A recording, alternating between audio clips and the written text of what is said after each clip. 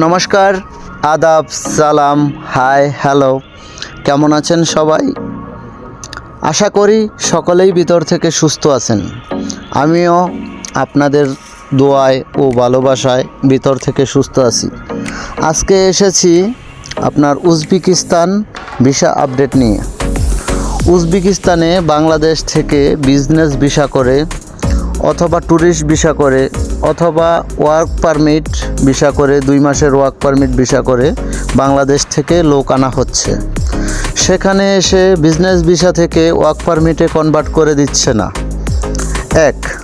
দ্বিতীয় হলো আপনার ট্যুরিস্ট ভিসা থেকে ওয়ার্ক পারমিটেও কনভার্ট করে দিচ্ছে না দালাল চক্রগণ, এবং 2 মাসের ওয়ার্ক পারমিট ভিসা করে এনে 10 মাসের ওয়ার্ক পারমিট ভিসা করে দিচ্ছে না। তারা প্রতিনিয়ত অবৈধ হয়ে যাচ্ছে। আপনাদেরকে বাংলাদেশ থেকে চকলেট ফ্যাক্টরি, জুতা ফ্যাক্টরি, মৌজা ফ্যাক্টরি, বিভিন্ন কাজে লোভ দেখিয়ে এনে আসলে তারা কোনো কাজ দিচ্ছে না। দেখা যাচ্ছে হোস্টেলে রেখে তারপরে তারা বিভিন্নভাবে অত্যাচার করছে।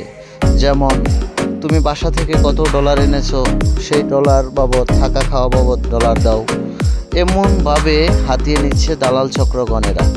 তাই আমি উপদেশ দিব, আপনারা কিরগিজস্তান, উজবেকিস্তান এবং কাজাকিস্তান এই 3টা দেশে কাজের বিষয় না আসাটাই ভালো হবে। অনেকে বলবে, ভাই গার্মেন্টসে বিষয় আসেন, অনেক ভালো আছে। ভাই এখানে 100%-এর মাঝে 40% লোক গার্মেন্টসের বিষয়ে এসে কাজ করতেছে, আর 60% লোকই চলে যাচ্ছে। কারণ এখানে গার্মেন্টসের কাজটা হলো এমন, আপনাকে ফুল প্রসেস জানতে হবে। মানে একটা শার্ট বানাবেন, আপনি সেই শার্টটা পুরাটা আপনাকে কমপ্লিট করতে হবে। যেমন বাংলাদেশে একজন ব্যক্তি গার্মেন্টসে কাজ করে, সে লেবেল লাগাচ্ছে, সে বুতাম লাগাচ্ছে, সে গলা সিলাচ্ছে, সে পা সিলাচ্ছে। আসলে ভাই উজবেকিস্তান, কিরগিজস্তান, কাজাকিস্তান গার্মেন্টসেও আপনাকে ফুল প্রসেস জানলে তাহলে আপনি কাজ করতে পারবেন। তাই আমি অনুরোধ করব, এই 3টা দেশ আপনারা বাংলাদেশ থেকে এখন আর সাবমিট করবেন না।